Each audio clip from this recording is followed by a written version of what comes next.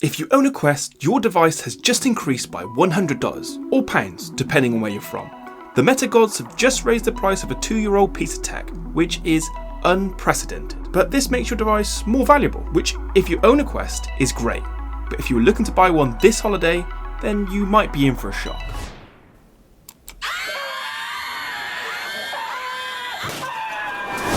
Yeah, I think we'll get a few reactions like that this Christmas. We have tons of VR news today, from more Quest Pro leaks to an AI metaverse builder. So make sure you stay to the end because this week is a big one.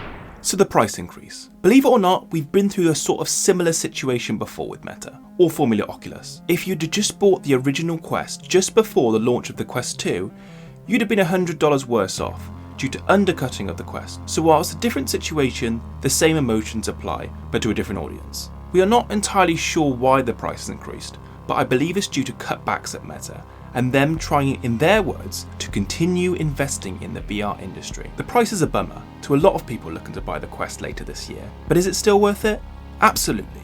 I've said time and time again that the Quest is worth far more than what they've been selling it at. The tech in the Quest is easily worth double what it costs, and it's still a solid buying decision. But if you'd like to be done with Meta, there is also its multiversal twin, the Pico Neo.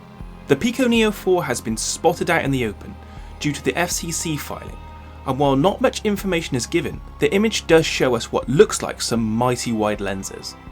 This does not look like a 100 degrees field of view, but possibly 140. But that's just speculation. For those who don't know, the Pico Neo3 is the near identical twin to the Quest, but more for the Chinese market. You can pick one up for around $399, but be warned, if you're choosing this to escape Meta's data policy, Pico is owned by the parent company of TikTok, and their data policies are, well, scary. A headset that I'm actually really excited to see is what Valve have up their sleeve. Due to a few patent filings, we get a rough idea what the Valve codename Deckard will look like, and well, it looks like a beast, with integration between the front and the rear of the headset. The back could be some sort of battery for standalone, or additional computational power, or maybe even the headset could be finally integrating some sort of brain-computer interface onto their device, like Gabe Newell has talked about in the past, where you could have a third arm or effectively use telekinesis in the game. There have been leaks suggesting that this headset will have camera-based tracking, with the additional option of using base stations, if you want. Hopefully, this headset gets released soon, as according to Sadly It's Bradley, they are quite far into their development. We also got a small but significant bit of information from the PSVR2, showing us a small UI menu, tracking and pass-through. The short video shows what looks like some sort of living room calibration. There are also some images of the user setting their play space.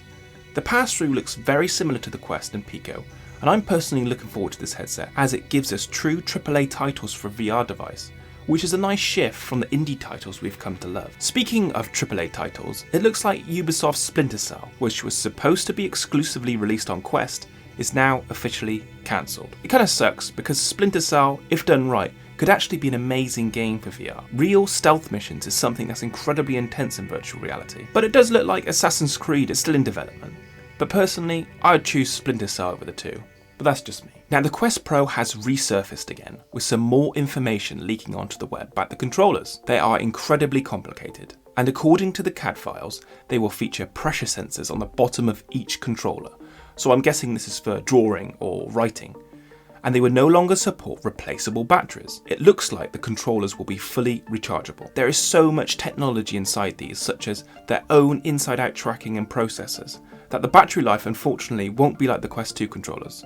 I'd imagine these will need to be charged very frequently. Also, according to one of Sadly It's Bradley's insiders, the Quest Pro could cost as much as $1,500, which is definitely not within the consumer range. I'm always skeptical about price predictions though, as I believe they're always subject to change, even after launch, apparently according to Meta. Meta has also recently shown us this video of a digital drive-by of the metaverse.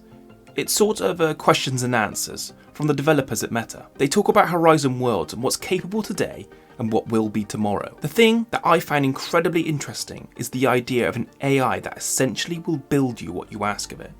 So imagine you load up a home environment and ask the AI to build you a rocket ship or to redecorate your room to a new theme. Sounding a little bit like Jarvis, isn't it? I can't imagine this being here in the short term, but nevertheless, it sounds interesting. Onto our own mini metaverse, VR chat has recently had tons of backlash, with the community essentially turning on the game. This is due to the developers cracking down on mods to prevent a very small minority of players causing havoc.